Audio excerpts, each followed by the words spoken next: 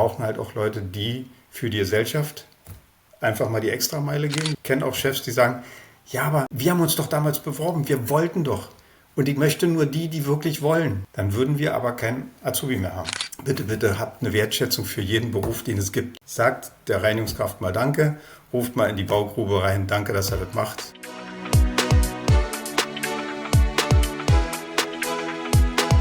Herzlich willkommen in der Ausbildungsarena. Heute wieder mit dem Format 5 Fragen an einen Ausbildungsexperten.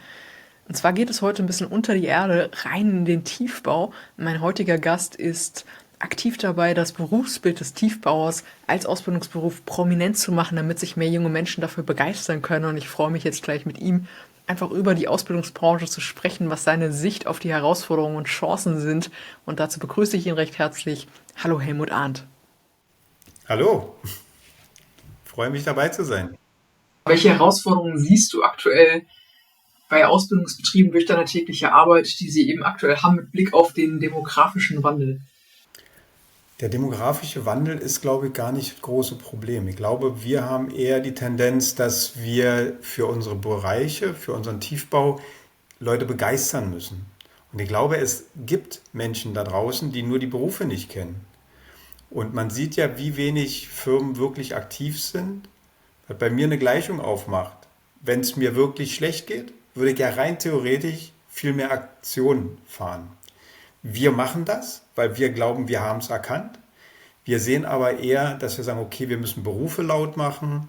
Und wir sind im Tiefbaubereich, also Kanalbau, Straßenbau, sehr unbeliebte Berufe, die auch sozial nicht so gut anerkannt sind. Und da sehen wir eher die Problematik. Ich glaube, wenn wir es schaffen, von 1% Interesse auf 2% oder 3% zu steigern, die uns wenigstens zuhören, wenn wir in so eine Klasse kommen, dann würden wir mehr gewinnen, als permanent zu jammern, dass es einen demografischen Wandel gibt, den wir ja durch Zuwanderung theoretisch auch ausgleichen können. Insofern sehe ich demografischen Wandel nur bedingt als Risiko. Es ist eher eine Chance für gut ausbildende Firmen, sich zu präsentieren.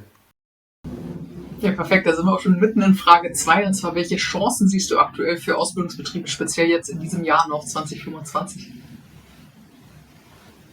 Ich glaube, dass die aktiv sind, werden Erfolge haben.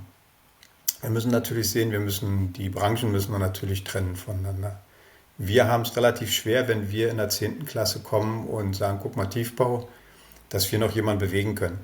Da sind andere Berufe sicherlich im Vorteil, im kaufmännischen Bereich, vielleicht in der Lagerlogistik, vielleicht im Computerbereich oder so. Da sehe ich dort eher Chancen, dass die Zugriff haben. Wir müssen früher aktiv werden. Das heißt also, dieses Jahr ist für uns eigentlich mehr oder weniger, ich möchte nicht sagen erledigt, aber definitiv haben wir jetzt nicht mehr den Einfluss, weil wir müssen früher unser Bettchen machen, damit wir in der 10. Klasse im Fokus sind. Wir können nicht in der 10. Klasse davon ausgehen, dass der sein Handy zur Seite legt und sagt, ich nehme jetzt den Pflasterstein. Das funktioniert so nicht. Und da haben wir auch die Illusion nicht. Und deshalb fangen wir auch mit Berufsorientierung 5., 6. Klasse an, damit, wenn wir dann tatsächlich in der 10. Klasse das nächste Mal da sind, dass wir zumindest irgendwo eine Art Fundament haben. Du hast es schon angesprochen, was du quasi tagtäglich machst. Was sind noch so die Aktionen, die ihr konkret fahrt, eben um junge Menschen für das Thema Ausbildung, vor allem natürlich bei euch im Tiefbau, zu gewinnen? Also wir haben einen klaren Ansatz, dass wir sagen, wir wollen das immer praktisch untermauern. Wir können erklären, was ist ein duktiles Gussrohr. Wir können sagen, guck mal, ein Pflasterstein ist ein Pflasterstein, ja. Wenn ich den aber händisch präsentiere, wenn ich mal jemanden schrauben lasse. Wir gehen in diesen praktischen Bereich, weil ich glaube, da gibt es ganz viele, die da eigentlich Bock drauf haben. Aber wir sind ja hier in Berlin städtisch unterwegs. Die haben noch nie Kontakt gehabt. Die klettern auch nicht mehr auf Bäume. Also das ist natürlich immer eine Pauschalaussage. Das trifft natürlich nicht auf alle zu. Aber im ländlichen Raum kletter ich auf Bäume. Da habe ich einen Splitter im Finger. Dann ziehe ich mir den raus.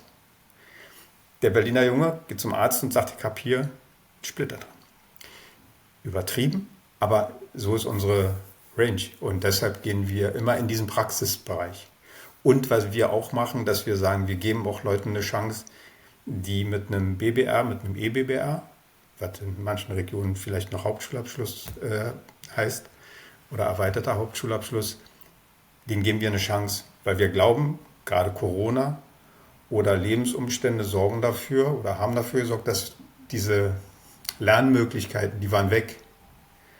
Und intrinsisch lernen habe ich früher auch nicht gemacht, wollte ich nicht, hätte ich nicht gemacht. Und genauso geht es den jungen Leuten heute. Und wir wollen ihnen eine Möglichkeit geben, über die Praxis zu beweisen, dass sie sehr wohl was können und ihnen damit eine Wertschätzung geben und hoffen dann, dass die erkennen, dass Tiefbau eine Riesenchance ist, auch Karriere zu machen. Ja, super wichtig, auf jeden Fall die praktischen Möglichkeiten einfach aufzuzeigen. Ich glaube, genau das, was du gesagt hast, fehlt ja. Also in den Schulen hat man ja selten heutzutage noch sowas wie Werken. Ne, Werken mit Holz, Werken mit Gestein oder ähnlichem, das gibt es ja heutzutage fast gar nicht mehr. Und deswegen sind das wahrscheinlich Berufsbilder, vor allem das, was ihr eben auch anbietet, was viele Leute gar nicht mehr kennen. Also ich hätte es tatsächlich auch nicht auf dem Schirm gehabt damals in der Schule, weil das einfach ein Thema ist, was man nicht unbedingt sieht im Alltag. Insofern coole Arbeit, die jeder leistet. Und da setze ich auch an, wir müssen sehen, dass die Generation, ich bin jetzt selbst mit 59 fast Babyboomer, dass wir auch umdenken müssen. Wir hatten eine andere Situation, wir mussten uns bewerben, wir müssen mehr auf diese Generation eingehen, die ein komplett anderes Leben haben. Wir können sagen, ja, wir haben, also ich kenne auch Chefs, die sagen, ja, aber wir haben uns doch damals beworben, wir wollten doch. Und ich möchte nur die, die wirklich wollen. Dann würden wir aber kein Azubi mehr haben. Das heißt, wir müssen ja erstmal einen Bedarf wecken. Es ist ja immer so. Möchte ich ins Kino? Möchte ich einen PC haben? Möchte ich das haben? Wir müssen Bedarf wecken. Und am Ende wird es tatsächlich ein Verkaufen dieser Berufe. Und das geht nur, indem wir es laut machen, indem wir werben dafür. Und deshalb, dass wir hier, ihr sitzt ja auch im Hintergrund, diese 5 Firmen zusammen haben, die sagen, okay, wir wollen erstmal für die Branche werben, unabhängig davon, wo die nachher landen. Und wenn die nachher bei einer komplett anderen Firma, die hier gar nicht bei ist, landen, dann sind wir immer noch der Meinung, dass wir etwas Gutes getan haben. Und ich glaube, da ist auch ein Ansatz, da müssen wir hin. Auf jeden Fall, ja, definitiv. Dann sind wir auch genau bei der 4. Frage schon, und zwar, welche Rolle meinst du, spielt Social Media eben heutzutage dabei, genau das zu machen, also für Berufe letztlich auch zu werben, Interesse zu wecken? Ja, zuerst ist ja Social Media für uns vollkommen kontraproduktiv, weil es gibt keine, also mir fällt keine Sendung ein bei Netflix, wo es darum geht, der erfolgreiche Rohrleitungsbauer. Wir mussten uns selbst ein Pixie-Buch mussten wir uns selbst erarbeiten. Es gibt nicht den Vorzeigebauarbeiter. Bob der Baumeister, vielleicht, ja, okay, aber offensichtlich ist der dann in unserer Altersrange dann auch schon wieder ein bisschen vergessen.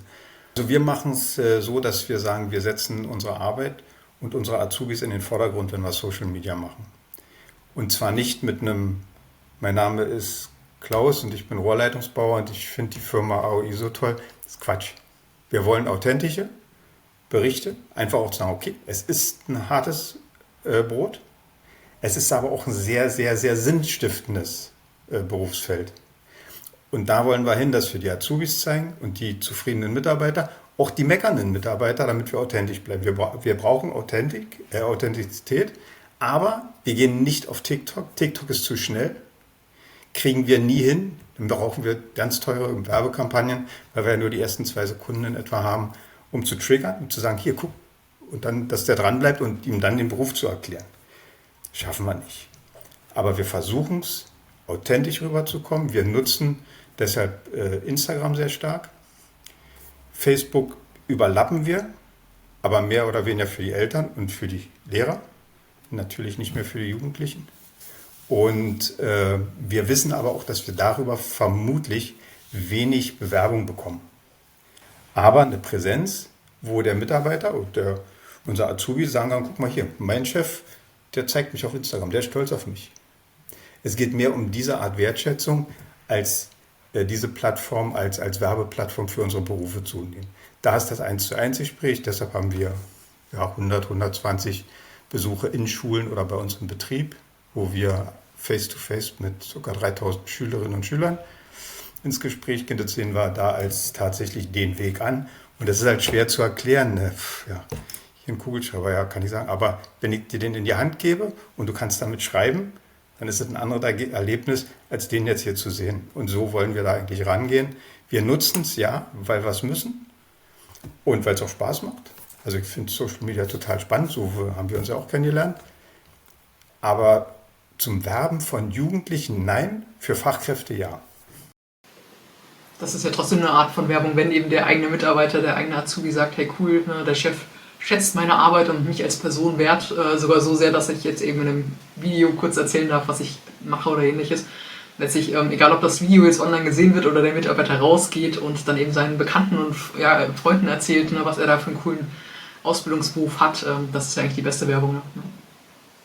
Cool. Finden wir auch. Dann ja, damit kommen wir zur fünften Frage und zur letzten Frage. Und zwar, gibt es so eine Sache, so einen Impuls, den du gerne ja, allen Ausbildungsbetrieben letztlich mitgeben würdest? So eine Sache, wo du denkst, hey, da ist so viel Potenzial drin, das sollten mehr Ausbildungsbetriebe machen. Ja, unbedingt. Also erstmal, mein Lieblingssatz da wird mehr und mehr, ich nutze ihn öfter. Seid laut, seid stolz. Guckt dir eine Feier an heute, da kommt jemand, ein Banker, der sagt, okay, ich habe heute Aktien verkauft für 1 Million Euro, ich habe 7.500 Euro Prämie gekriegt. Unser Bauarbeiter, der gerade eine Trinkwasserleitung in ein Krankenhaus gelegt hat, sagt nichts zu seiner Arbeit heute. Und deshalb sage ich, seid laut, seid stolz und geht raus. Sagt, was ihr macht. Kein Mensch weiß, was ihr da unten in dem Graben macht. Und erklärt denen das, wie wichtig es ist, kein Wasser zu haben, nicht auf die Toilette zu können, keine Heizung anmachen zu können, weil das sind alles die Berufe, die wir im Tiefbau haben. Rohrleitungsbau mit Heizung, mit Warmwasser, mit Wärme, mit Gas, Abwasser. Diese ganze Infrastruktur, ohne die haben wir ein Riesenproblem. Und wenn wir jetzt weiter diese Berufe so niedermachen, dann muss ich mich nicht wundern, dass jemand mit 16 sich lieber irgendwo bei Lidl an die Kasse setzt. Wir brauchen die auch. Also insofern, wenn die Entscheidung hier vom Herzen kommt, dann supi. Aber wir brauchen halt auch Leute, die für die Gesellschaft einfach mal die Extrameile gehen. Wir haben jetzt 2 Grad draußen gehabt heute Morgen. Meine Azubis sind um 7 Uhr da, um 5 Uhr fahren die los, weil die Strecke brauchen. Wir haben gerade einen Streik in Berlin. Die machen es. Und dann einfach mal sagen, hey, cool, dass wir diese coolen, jungen Menschen haben, die das machen wollen, die das auch wirklich gerne machen und dann bitte, bitte wertschätzt die. Und das geht über die gesamte Gesellschaft, von der Politik, über die Schulen, über die Eltern, über die Lehrer. Bitte, bitte habt eine Wertschätzung für jeden Beruf, den es gibt. Sagt der Reinigungskraft mal Danke, ruft mal in die Baugrube rein, danke, dass er das macht. Seid laut. Schönes Schlusswort, ja. Herzlichen Dank für die ganzen Einblicke in deine Arbeit, die du machst, damit eben mehr junge Menschen eine Ausbildung machen, ob jetzt im Tiefbau oder allgemein im Handwerk. Das braucht es auf jeden Fall. Danke. Super. Gerne. Cool, dann freue ich mich, wenn ihr beim nächsten Video wieder dabei seid mit mehr Einblicken in das Thema Ausbildung.